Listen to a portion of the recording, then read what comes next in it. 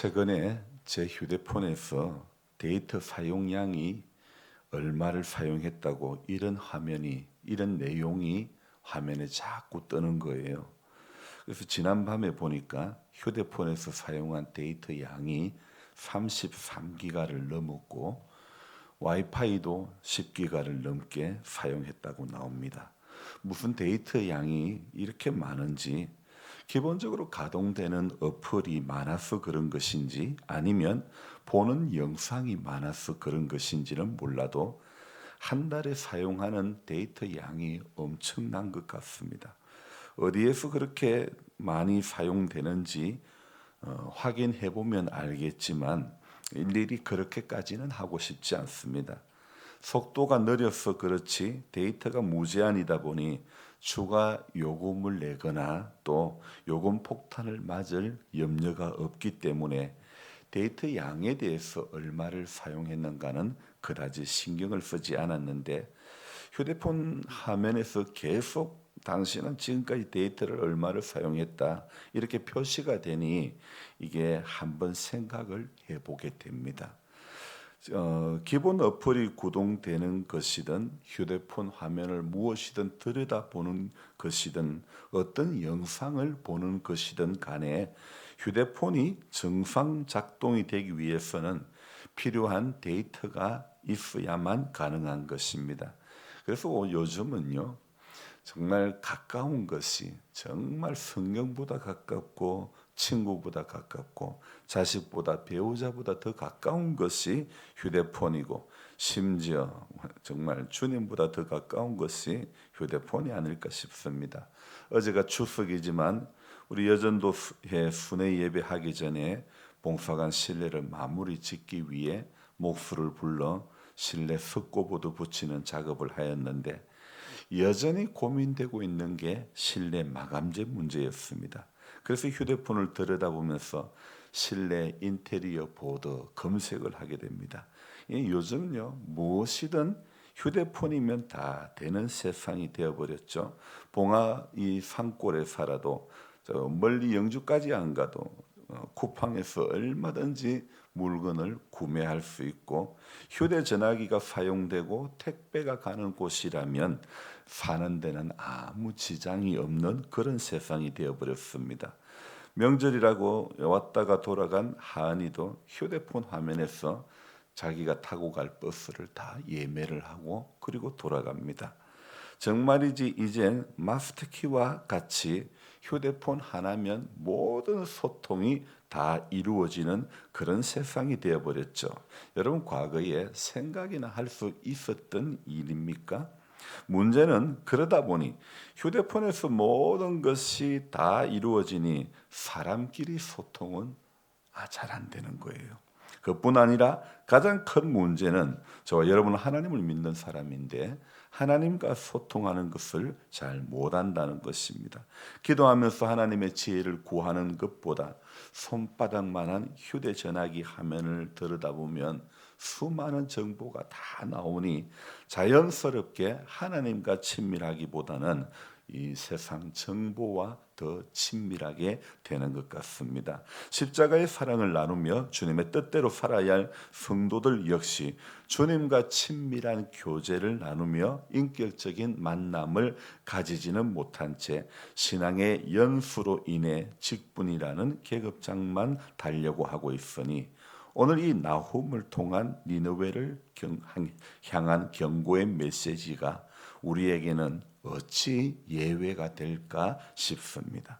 그래서 우리는 성경의 말씀을 들을 때마다, 성경의 말씀을 볼 때마다 성경이 말하는 심판이나 경고의 메시지는 당시의 사람들일 뿐만 아니라 성경을 하나님의 말씀이라, 약속의 말씀이라고 믿는 사람들이라면 모두가요, 여러분, 이 성경 말씀은 어느 성경 말씀이든 오늘 이 시대에 살아가는 우리 모두에게 유효한 것입니다. 어제 제가 2절 서두의 말씀을 전하면서 이 말씀은 어감이 매우 세단 그런 말씀을 드렸죠. 다시 한번 보면 여호와는 질투하시며 질투하시는 하나님은 우리가 이해를 할 수 있고, 보복하시는 하나님이다. 보복은 왠지 하나님에게 붙이는 단어이기보다는 사람에게 말하는 그런 단어에 가깝지 않겠습니까? 그래서 질투하시는 것은 어느 정도 그래도 이해를 하겠는데, 보복하신다 이것은 좀처럼 이해가 하기 쉽지가 않고, 또 이렇게 센 말씀이다 이런 말씀을 어제 새벽에 드렸는데, 이어지는 말씀도 만만치가 않습니다. 그 뒤에 말씀을 볼까요? 여호와는 보복하시며 진노하시되 자기를 거스르는 자에게 여호와는 보복하시며 자기를 대적하는 자에게 진노를 품으시며. 자, 그러니까 오늘 이 여호와는 질투하시며 보복하시는 하나님이시라는 이 앞부분 말씀만 어제 보았지만은, 이제 질투하시는 하나님의 말씀은 그래도 충분히 공감되고 그럴 수 있겠다. 하나님은 정말 자기보다 더 사랑하는 모든 것에 대해서 질투하시는 하나님이다. 이해가 되고 그렇지만은 받아들일 수가 있지만은, 그러나 보복하신다. 그것도 오늘 어제 보복하시는 것 이어서 오늘도 보복하시며 진노하시되 자기를 거스르는 자에게 보복하시며, 계속해서 보복이란 단어가 2절 한 절에 3번이나 나오고, 진노 계속해서 진노하신다 이런 표현들을 하고 있지 않습니까? 그러니까 어제 앞부분의 말씀에 이어 오늘 이 2절 뒷부분에도요, 어제의 말씀과 같이 이 표현이, 어감이 굉장히 센 표현을 지금 하고 있지 않습니까? 그러니까 보복이라는 단어도 센데, 진노라는 단어, 진노를 자기를 거스르는 자에게 보복하시며 자기를 대적하는 자에게 진노를 품으신다. 저는 오늘 이 새벽에 2절의 말씀을 오늘도 같이 묵상을 해보면서 이런 생각을 해봅니다. 하나님의 말씀이 이렇게 세도 되는 것일까? 좀 더 부드럽게 표현할 수도 있는데 왜 이렇게 센 것일까? 저는 이렇게 결론을 내렸습니다. 센 것이 당연하다. 센 것이 당연하다 이렇게 말씀드릴 수 있습니다. 그런데 하지만 무조건 다 센 게 아닙니다.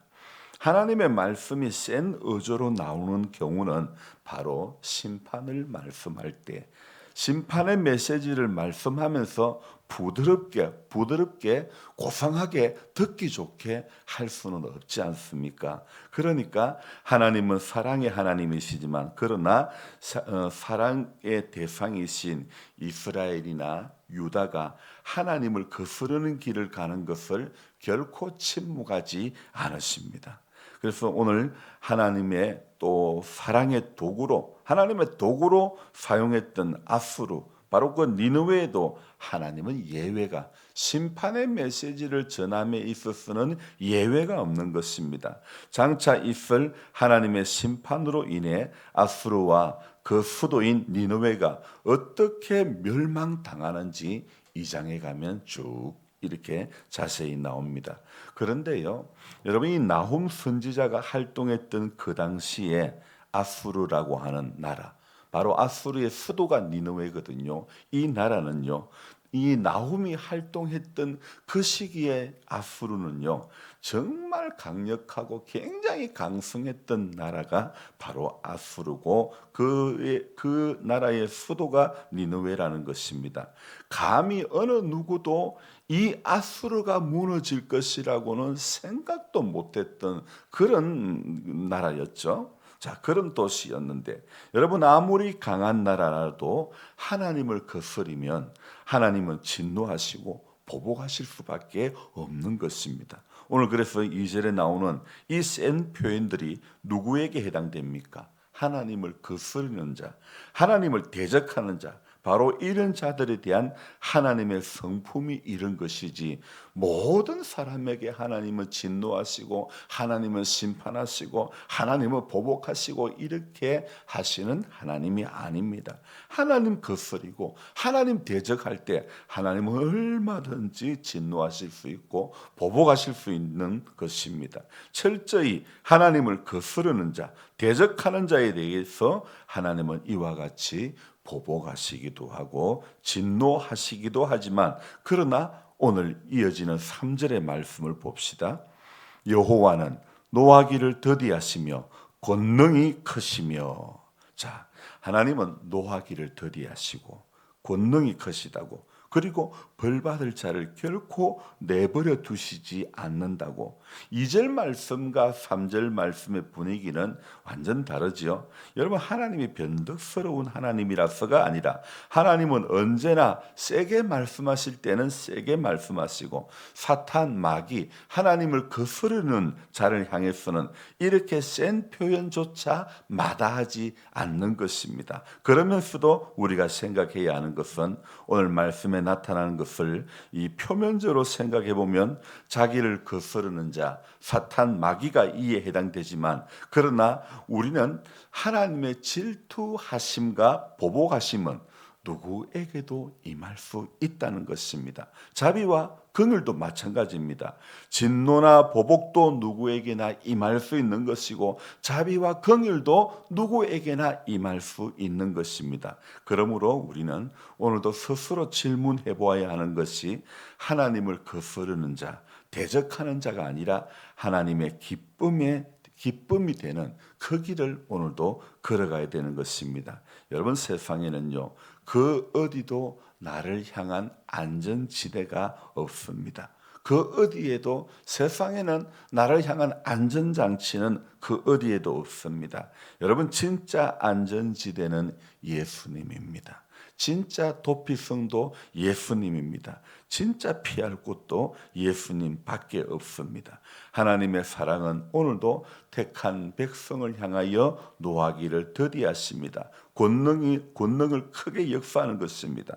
그러므로 오늘도 저와 여러분들의 삶에 구체적인 우리의 일상 가운데 하나님의 선한 역사를 바라볼 수 있기를 소망하며 기도하는 것, 그것밖에 없는 것입니다. 그래서 하나님은 질투하시기도 하고 보복하시기도 하고 진노하시기도 하는데, 저와 여러분들이 그 하나님 앞에 설 때까지 그러므로 선줄로 아는 착각하는 인생이 아니라, 여러분 늘 깨어있는 자가 되어야 되고 조심하는 자가 되어야 되고 말씀 앞에 끊임없이 가야 되는 그런 저와 여러분들이 되어야 되는 것입니다. 명절에도 성경은 읽어야 되고 명절에도 기도는 해야 되고, 아무리 빨간 날이 수두룩하게 있다 할지라도 하나님 앞에 경건의 길을 걸어가는 것은요, 언제까지요? 주님 앞에 설 때까지. 주님, 내가 기도할 수 있는 힘을 주옵소서. 하나님 앞에 깨어 기도할 수 있는, 힘들어도 기도하고 새벽을 깨워 주님을 맞이하고 한결같은 모습으로 늘 서기를 소망하는 우리 모두가 되기를 주의 이름으로 축복하며 기도합니다. 좋으신 하나님 아버지, 새로운 한 날을 허락해 주시고 새벽을 깨워주시고 말씀을 주시니 감사합니다. 나홈스를 보면서 하나님은 때로는 얼마나 세게 말씀하시는지, 심판의 메시지, 경고의 메시지 앞에는 우리 하나님의 엄중하심을 우리는 볼 수가 있습니다.